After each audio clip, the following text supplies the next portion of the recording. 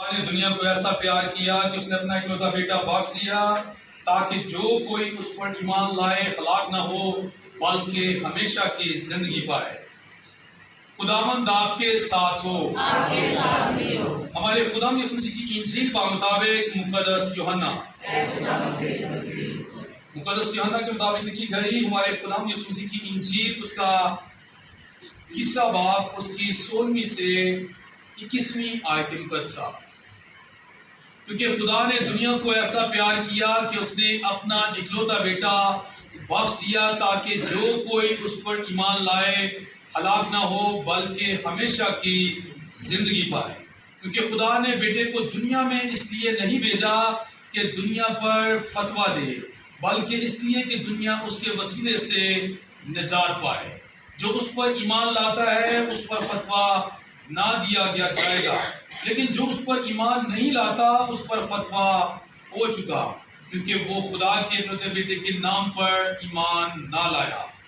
اور فتویٰ یہ ہے کہ نور دنیا میں آیا اور آدمیوں نے تاریکی کو نور سے زیادہ پیار کیا کیونکہ ان کے کام برے تھے، کیونکہ جو کوئی بدی کرتا ہے وہ نور سے دشمنی رکھتا ہے اور نور کے نزدیک نہیں آتا، ایسا نہ ہو کہ اس کے کام نمایاں ہوں، مگر وہ جو صداقت پر عمل کرتا ہے نور کے نزدیک آتا ہے تاکہ اس کے کام نمایاں ہوں، کیونکہ وہ خدا میں کیے گئے ہیں۔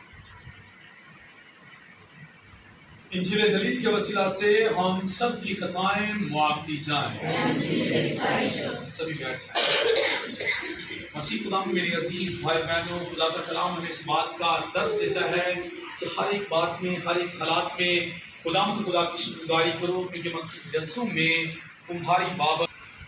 ہم خدا کا آج شکریہ ادا کرتے ہیں ان تمام زندگیوں کے لیے، اپنی بزرگاں ماں پروین بیوی کے لیے، اپنے بزرگ مشتاق کے لیے اور ان کے والد اپنے بزرگ تاج کے لیے، اپنے بھائی اشفاق کے لیے، اپنے بھائی شہزاد کی بہن سونیا اور ان کی بیٹی کے لیے، کہ خدا ان سب کو اپنی برکات سے ان کے خاندان کے تمام اراکین کو نواز دے تاکہ خدا کے نام کو جلال ملتا رہے۔ آج ہم تمام مسیحی ایمانداروں کے ساتھ مل کر تثلیث کی عید کو مناتے ہیں۔ میں آپ لوگوں سے پوچھتا ہوں، مجھے بتائیں کہ تثلیث کیا ہوتی ہے؟ شاباش، یہ ہم سب کو پتا ہے کہ باپ اور بیٹا اور روح القدس یہ 3 اقانیم ہیں اور ہم انہیں اکٹھا پکارتے ہیں۔ ہم سمجھتے ہیں اور ہم جانتے ہیں اور واقعہ ایسا ہی ہے کہ ان کا جوہر، ان کا جلال، ان کی قوت ایک جیسی ہے، اور ان کے زمانے جو ہیں وہ فرق ہیں۔ ان کے زمانہ پہلے باپ کا زمانہ تھا، پھر بیٹے کا زمانہ، اور آج روح پاک کا زمانہ ہے۔ اور آپ یہ چارٹ لگا ہوا جو دیکھ رہے ہیں، یہ ہمیں سمجھاتا ہے کہ یہ کس طرح تینوں ایک ساتھ ملے ہوئے ہیں اور ان کی طاقت، ان کا جوہر اور ان کا جلال ایک جیسا ہے۔ آج عالمی سطح پر جارحانہ قوت کے خلاف، جو بچوں کے خلاف ہوتے ہیں، جو بچوں کو، معصوم بچوں پر ظلم کرتے ہیں، اس دن کو بھی آج عالمی سطح پر منایا جا رہا ہے۔ یہ جارحانہ قوت کون سی ہو سکتی ہے؟ جارحانہ قوت میری نظر کے مطابق 2 قسم کی ہیں۔ پہلی قوت یہ ہے کہ جو بچوں کے ساتھ زیادتی کرتی ہے۔ زیادتی کے فکرے کو یا لفظ کو آپ سمجھ سکتے ہیں کہ زیادتی کس قسم کی ہو سکتی ہے۔ اور دوسرے نمبر پر وہ جارحانہ قوت جو بچوں سے چھوٹی عمر میں کیا کرتی ہے، مزدوری کرواتے ہیں، انہیں مارتی ہیں اور پیٹتے ہیں۔ آپ نے میڈیا کے اوپر یہ بات دیکھی ہوگی، اکثر ایسے کلپس آ جاتی ہیں، ایسی خبریں آ جاتی ہیں جو بتاتی ہیں کہ بچوں کے ساتھ کیا کی جا رہی ہے، زیادتی کی جا رہی ہے۔ یہ بتایا جاتا ہے کہ بچوں سے جارحانہ طور پر ان سے کام کروایا جاتا ہے، بچوں کے ساتھ جارحانہ طور پر ان کے ساتھ بدتمیزی یا ان کی عزت میں کیا کیا جاتا ہے، فرق ڈالا ہے۔ تو وہ ایسا نظام ہے کہ بچوں کو مارتے ہیں، پیٹتے ہیں، تنگ کرتے ہیں۔ اور یاد رکھیں کہ مسیح خدا میں میرے عزیز بھائی بہنوں، آج ہم ان بچوں کے لیے دعا کرتے ہیں۔ آج ان بچوں کے لیے ہم خدا کے حضور میں عرض کرتے ہیں کہ خدا ان بچوں کو اپنی اپنی حفاظت میں لے اور ایسی قوتوں، طاقتوں کو خدا ملیا میٹ کر دے، انہیں عبرتناک سزا دے گا۔ مسیح خدا میں میرے عزیز بھائی بہنوں، آج کی پہلی تلاوت جو خروج کی کتاب سے لی گئی ہے۔ خروج کا مطلب ہوتا ہے ایک جگہ سے دوسری جگہ پر چلے جانا یا نکل جانا۔ آپ نے کئی جگہوں پر دیکھا ہوگا کہ آپ اگر کسی پلازے میں جائیں یا کسی بڑی عمارت میں جائیں جہاں پر بڑی ڈائریکشنز لکھی ہوتی ہیں، تو وہاں پر آخر میں یہ لکھا ہوتا ہے ایگزٹ۔ ایگزٹ کا مطلب ہوتا ہے خروج۔ اسی طرح اس بائبل کی اس کتاب کا جو نام ہے خروج ہے، اور انگلش میں اسے اسی لیے ایکزوڈس کہا جاتا ہے، جو ایگزٹ سے نکلا ہے ایکزوڈس۔ تو مسیح خدا میں میرے عزیز بھائی بہنوں، آج کی پہلی تلاوت میں ہم نے سنا ہے خداوند خدا کا بندہ موسیٰ کو خداوند خدا یہ حکم دیتا ہے کہ جس طرح تجھے پہلے 2 لوہیں دی گئی تھی نا، اسی طرح تو 2 لوہیں تیار کر، کیونکہ موسیٰ نے وہ لوہیں کیا کی تھی جو پہلی تیار کی تھی، وہ توڑ دی تھی۔ اس نے کس وجہ سے توڑی تھی؟ کیونکہ وہ سارے لوگ کیا کر رہے تھے، جب موسیٰ لے کر آیا تو شرک کر رہے تھے۔ انہوں نے کیا کیا، ایک بچڑا بنایا، اس کی بندگی کر رہے ہیں، اس کی عبادت کر رہے ہیں۔ اسے غصہ آیا، اس نے وہ لوہے کیا کی، توڑ ڈالی۔ یعنی کہ شرک کی وجہ سے اس نے کیا کی، لوہے توڑ ڈالی کہ تم نے خدا کے ساتھ کن چیزوں کو ملا رکھا ہے۔ اس وجہ سے اس نے کیا کی، وہ لوہے توڑ دی، جس کے اوپر کتنے حکم لکھے ہوئے تھے، 10 احکام لکھے ہوئے تھے۔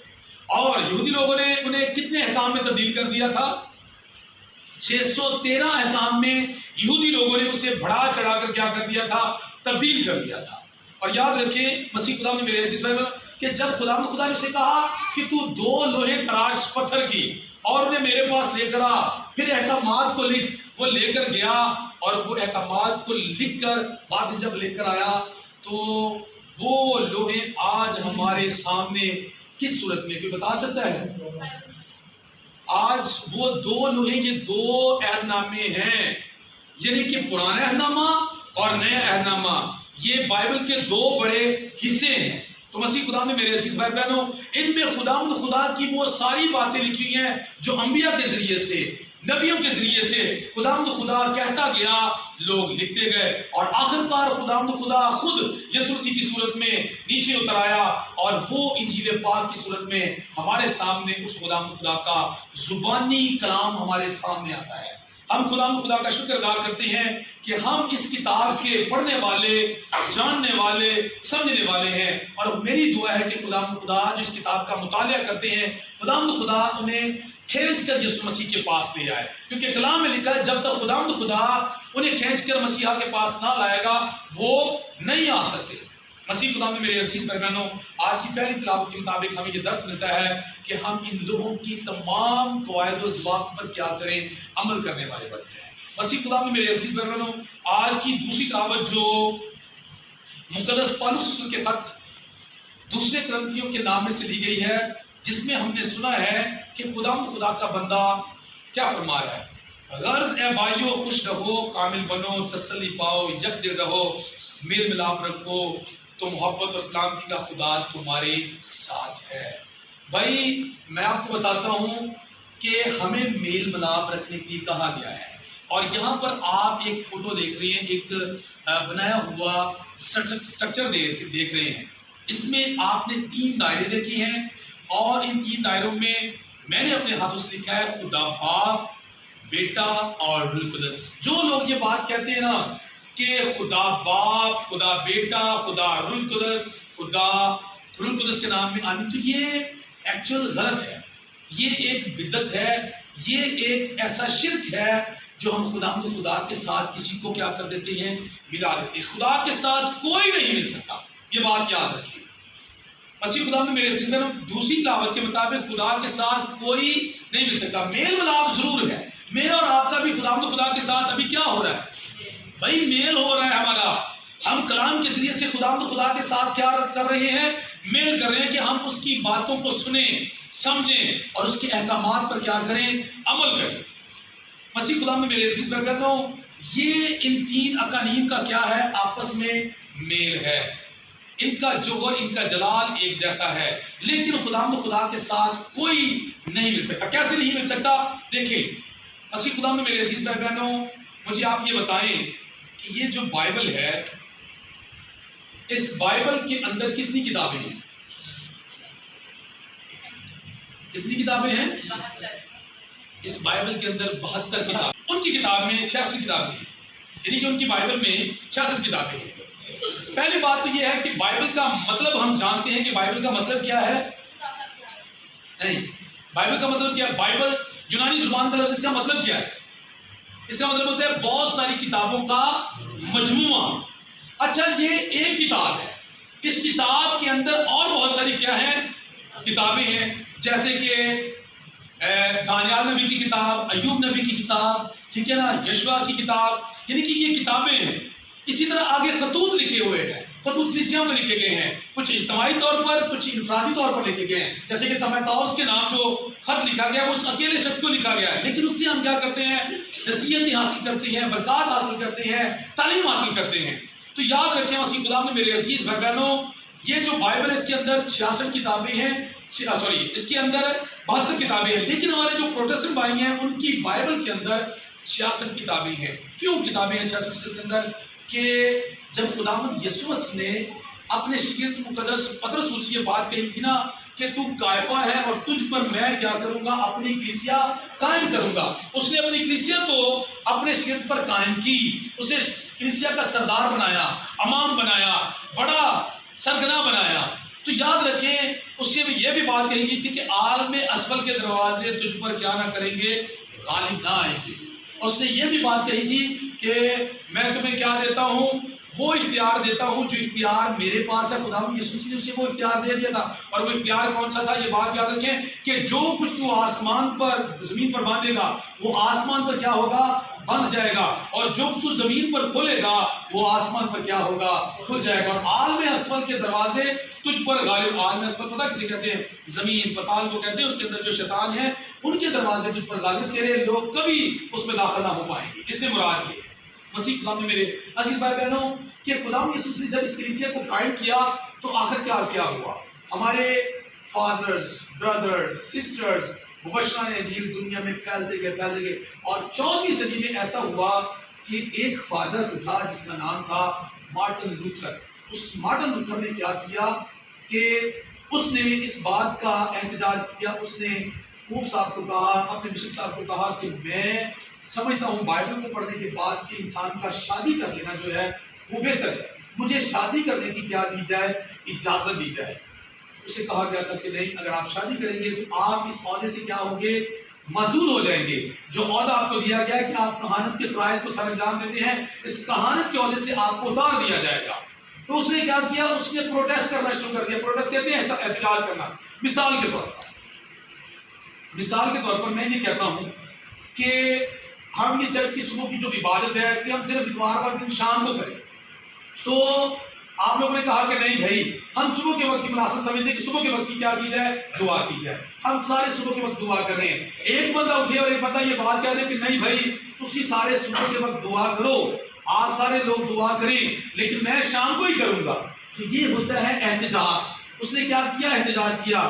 اس مارٹن لوتھر نے بھی کیا کیا؟ احتجاج کیا. اس نے احتجاج کیا، قاعدے قوانین بھی اپنے بنا لیے. لیکن یہ بات یاد رکھیے کہ جس طرح میں نے چھوٹی سی تمثیل دی ہے کہ وہ جو شخص کہہ رہا ہے کہ میں شام کے وقت دعا کرنا چاہتا ہوں، اگر وہ ہم سے علیحدہ ہو کر شام کے وقت دعا کرتا ہے، وہ ہے کن میں سے؟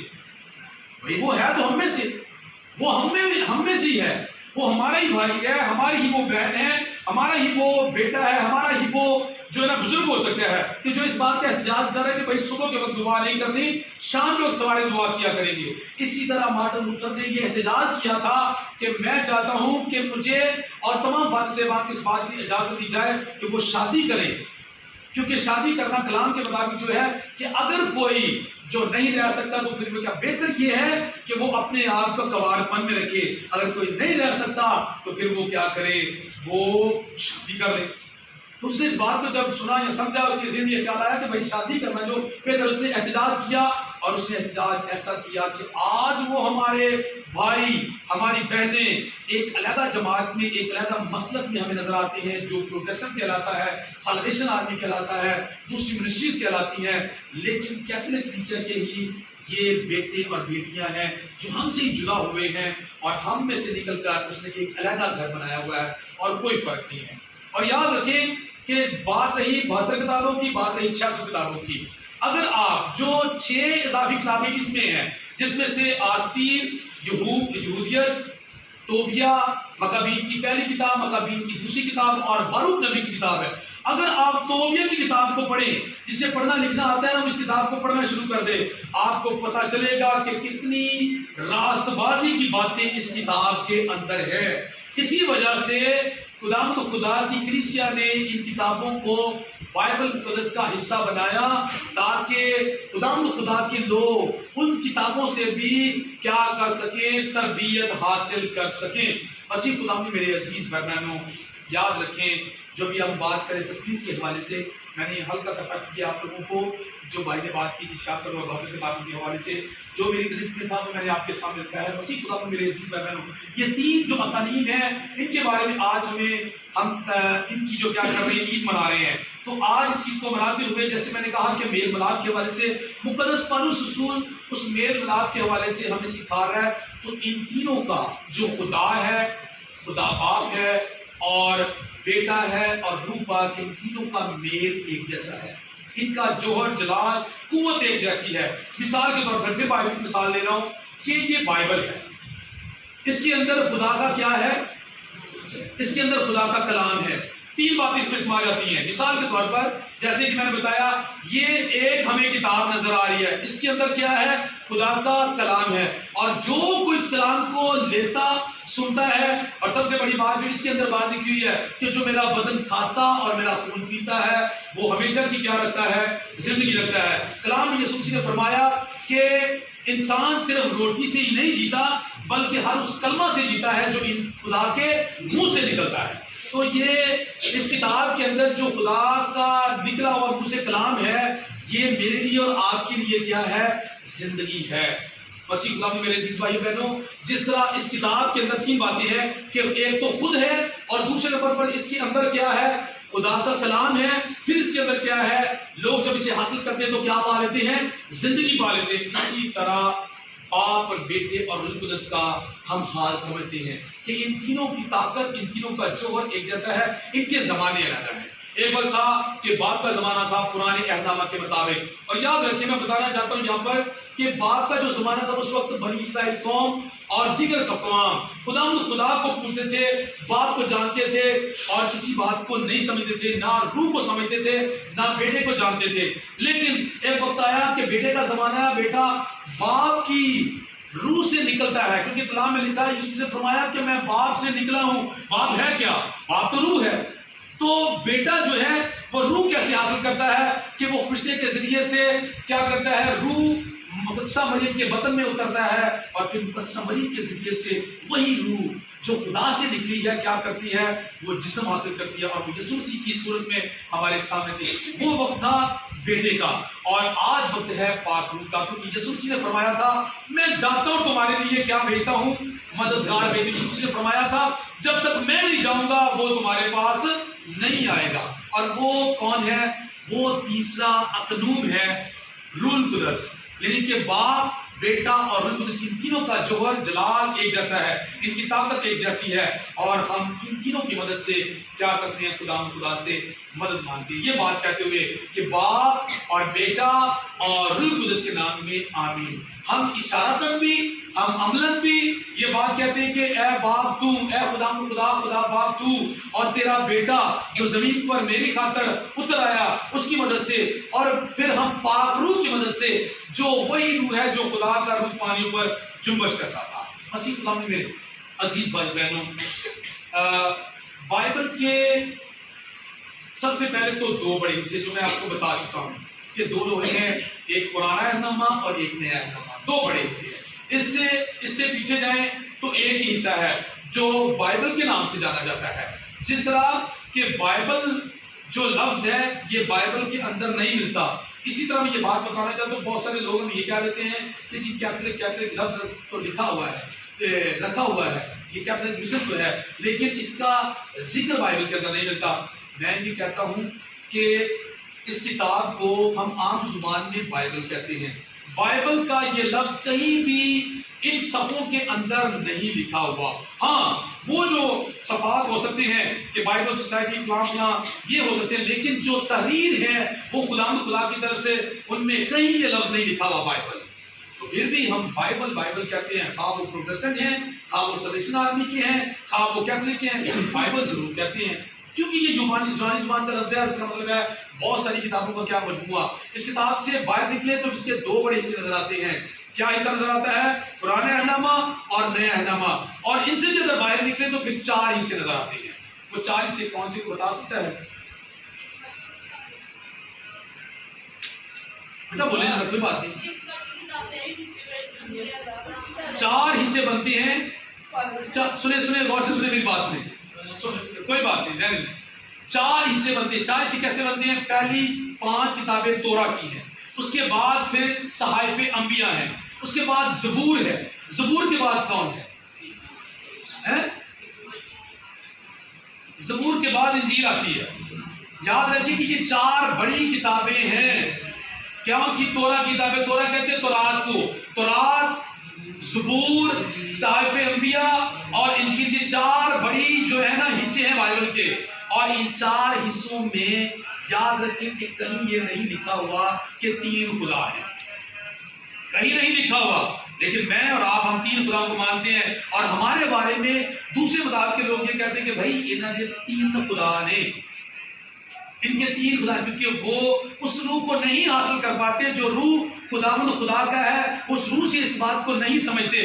ہم جو سمجھتے ہیں ہم روح کے ذریعے سے سمجھتے ہیں، لیکن وہ اسے سمجھتے ہیں جسمانی طور پر، کیونکہ یاد رکھیں کہ لکھا ہوا ہے پہلی کتاب میں تورا کی کتابوں میں یہ بات لکھی ہے کہ خدا جو ہے وہ اکیلا ہی ہے، واحد ہے، اس کا کوئی شریک نہیں ہے، کیونکہ پہلے حکم میں یہ بات ہے کہ تو خداوند اپنے خدا کو اپنے سارے دل، اپنی ساری جان، اپنی ساری طاقت اور عقل سے کیا کر؟ پیار کر، اور اس کے نزدیک کسی کو شرک نہ ٹھہرا۔ یہ بائبل میں لکھا ہوا، یہ بات یاد رکھیں کہ تو کسی گھڑی ہوئی ملک کو کیا کر؟ سجدہ نہ کر، یہ بائبل میں لکھا ہوا ہے۔ یعنی کہ کتابیں ہمیں، زبور کی کتاب بھی یہی بات بتاتی ہے، صحائف انبیاء بھی یہ بتاتے ہیں کہ ایک ہی خدا ہے، واحد خدا ہے، اور یہاں تک کہ اور مذہب کی کتابیں ہیں وہ بھی یہی بات بتاتی ہیں کہ ایک ہی خدا ہے، اس کا کوئی شریک نہیں ہے، نہ وہ جنا گیا ہے، نہ اس نے کسی کو جنا ہے، نہ وہ پیدا ہوا ہے، نہ اس نے کسی کو پیدا کیا ہے۔ اور یاد رکھیں میں اور آپ تو یہ بات کہتے ہیں کہ یسوع مسیح خدا کو خدا کا کیا ہے؟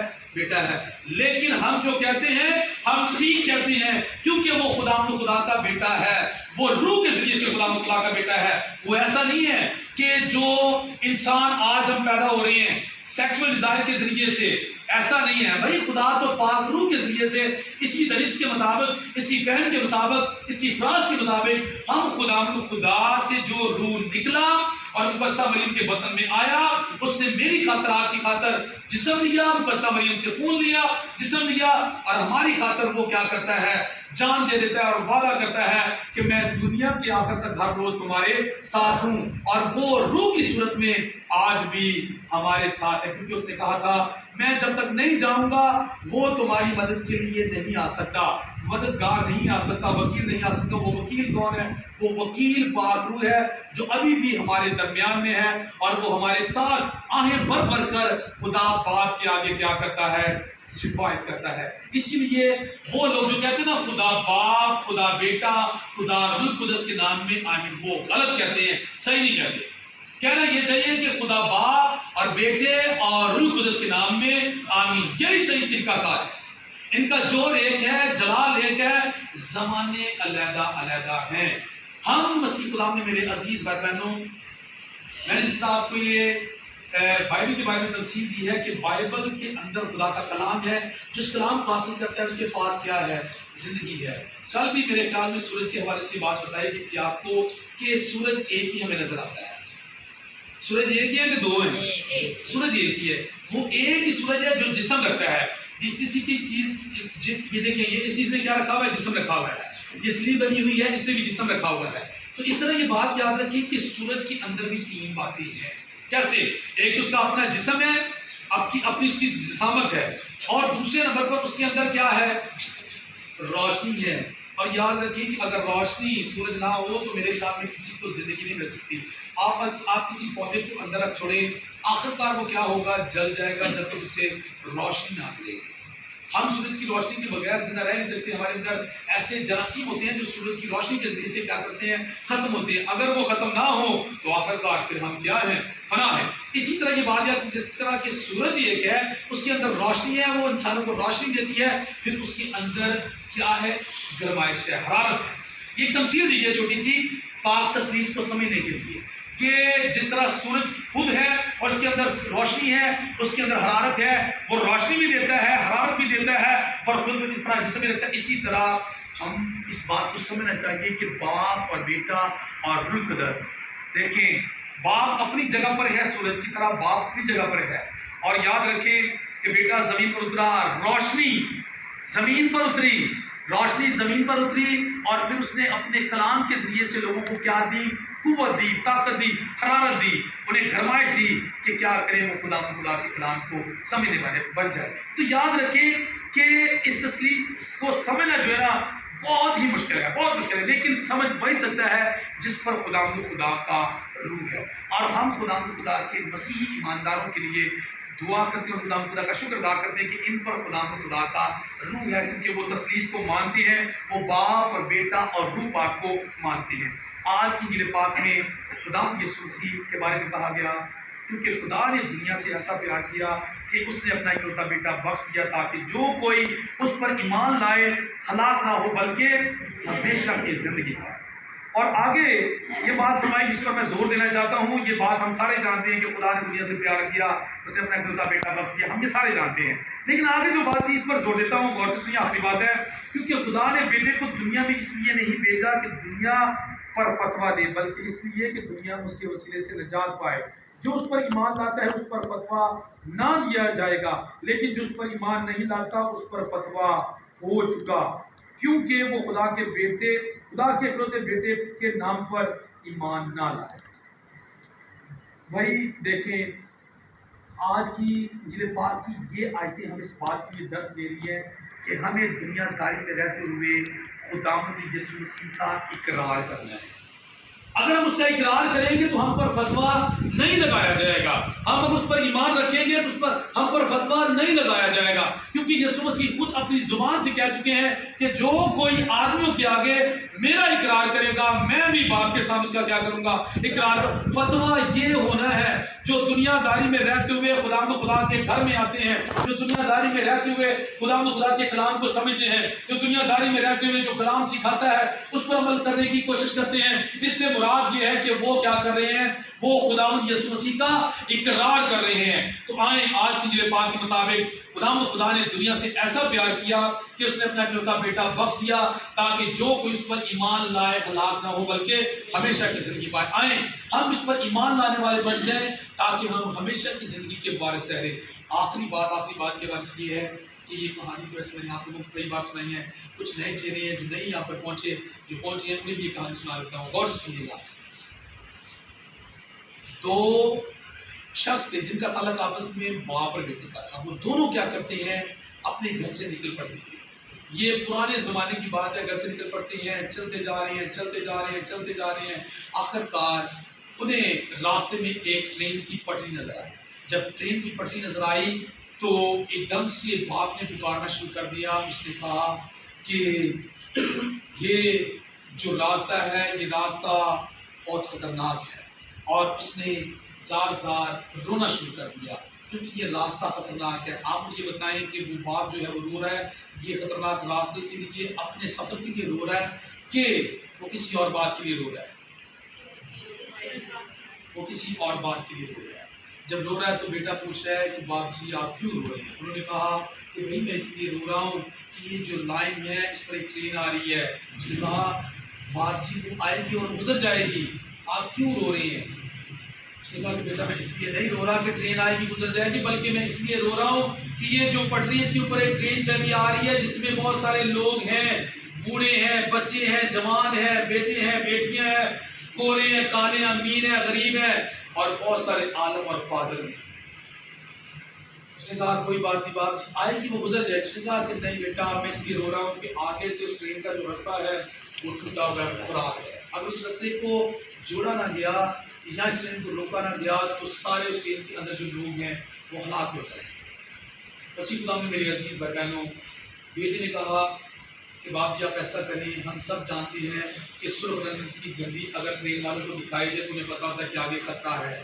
اگر سبز رنگ کی جھنڈی دکھائی جائے تو انہیں پتا ہوتا ہے کہ آگے راستہ صاف ہے. بیٹے نے اس بات کی آفر کر دی کیونکہ کلام میں لکھا ہوا ہے کہ یسوع مسیح نے خود اس صلیبی موت کو قبول کیا ہے. اسے کوئی صلیب چڑھا نہیں سکتا تھا. یسوع مسیح نے خود صلیب کی موت کو کیا کیا؟ قبول کیا. اس سے مراد یہ ہے کہ بیٹا جو ہے وہ یسوع مسیح ہے، باپ جو ہے وہ آسمانوں میں ہے. اور کلام کے مطابق جو آج ہم نے آیت میں سنا کہ خدا نے دنیا سے ایسا پیار کیا کہ اپنا اکلوتا بیٹا بخش دیا تاکہ جو کچھ پر ایمان لائے ہلاک نہ بلکہ ہمیشہ کی زندگی پائے. تو بیٹے نے کیا کیا؟ بیٹے نے کہا کہ باپ جی آپ مجھے ماریں، مجھے ہلاک کریں، میرے خون کے ساتھ میرے کپڑوں کو لت پت کریں اور اس آتی ہوئی ٹرین کو کیا کریں؟ دکھا دیں کہ آگے کیا ہے، خطرہ ہے. یسوع مسیح دنیا میں آئے، جان دی تو اس نے ہمیں یہ سکھایا کہ گناہ ایک خطرے کی حد ہے، اس سے باز آ جائیں. ٹرین میں جتنے بھی لوگ ہیں، جن میں میں شامل ہوں، آپ شامل ہیں، وہ لوگ ہیں اور ہم اپنے وقت کے مطابق اپنے اسٹیشن پر اترتے جا رہے ہیں. جیسے کہ ہماری بزرگاں ماں رفیقہ بی بی چند دنوں پہلے اپنے اسٹیشن پر وہ کیا کی گئی ہیں؟ اتر گئی ہیں. ہم نے بھی کسی نہ کسی دن اس ٹرین سے اتر جانا ہے. آئیں ہم خدا کے کلام کے مطابق اس چھوٹی سی زندگی کے مطابق یہ بات سیکھ لیں. ہمیں مکمل طور پر خدا کی یسوع کے اوپر بھروسہ رکھنا ہے جو کہتا ہے کہ قیامت اور زندگی میں ہوں، جو کہ مجھ پر ایمان لاتا ہے کہ وہ مر گیا ہے پھر بھی وہ کیا ہے؟ زندہ ہے. جو یہ بات کہتا ہے کہ الفا اور اومیگا میں ہوں، جو یہ بات کہتا ہے کہ راہ پر زندگی میں ہوں، کوئی میرے وسیلہ کے بغیر آپ کے پاس نہیں آتا. آئیں ہم اس کے خون خریدے لوگ ہیں. ہم پاک تسلیس کے بھید کو سمجھتے ہوئے ہمیشہ خدا کی قربت کو حاصل کریں. مسیح ہمارے خدا کے وسیلہ سے آمین.